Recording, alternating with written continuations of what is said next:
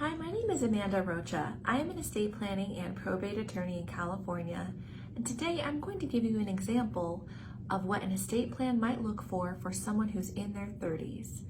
If you would like to contact me, you can find me on my website, www.amandarocalaw.com. You can comment down below if this platform allows you to do that, or follow along on my social media at Amanda Rocha Law. So I know everybody's situation is different, right? But for the typical family in their 30s who contact me to create an estate plan, this is basically what we do. Of course, everybody's situation is different and there's no one-size-fits-all plan. This is just a generalized plan. So typically, someone who contacts me in their 30s, they're married, maybe they have a young child or they're expecting their first child, and sometimes they own a house and sometimes they don't. So what is it that they might need? The first thing that you need to know is every single person over the age of 18 should have certain documents, regardless of whether they're married, regardless of whether they own any houses or not, or they have children. Those documents are your advanced healthcare directive, your durable power of attorney, and your HIPAA authorization. Those three things together allow someone to step in on your behalf if you become incapacitated and make decisions for you while you're living without having to go through any court procedures or possibly delay a bunch of time while they're trying to get a conservatorship from a judge in order to make these decisions for you. The beauty of these documents, aside from the fact that no court involvement is needed, is that they have a springing power. So if something happens to you, they can immediately start working on your behalf as long as the doctors say you're incapacitated, and then the second you regain capacity, their power goes away. So those documents are necessary regardless of your situation. If you are a homeowner in California, then you're most likely going to need a revocable living trust.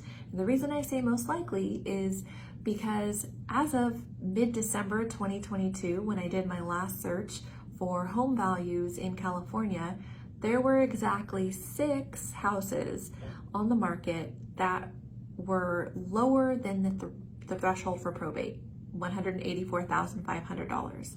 And the probate doesn't only count what your house is valued at, it counts all of your other property as well. So if you own a house, regardless of equity, you're most likely going to need a revocable living trust. If you're married, you can have a joint revocable living trust. This document allows your trustee first of all, you're the trustee, but if something happens to you, your trustee will step in and be able to handle that property during your incapacitation or death. That document is working throughout your lifetime. You can add property to it, remove property from it, make as many changes as you want, that kind of thing. You will also need a will, a pour-over will if you have a revocable living trust, or just a standard will if you don't have a trust. And that will is going to determine what happens to your property after you pass away if it's not held in trust. The next thing that you might need is a guardianship declaration for your children. That way, if something happens to you and their other parent, the courts will know where your children should go instead of just kind of guessing or following a pecking order that they've looked at based on typical families.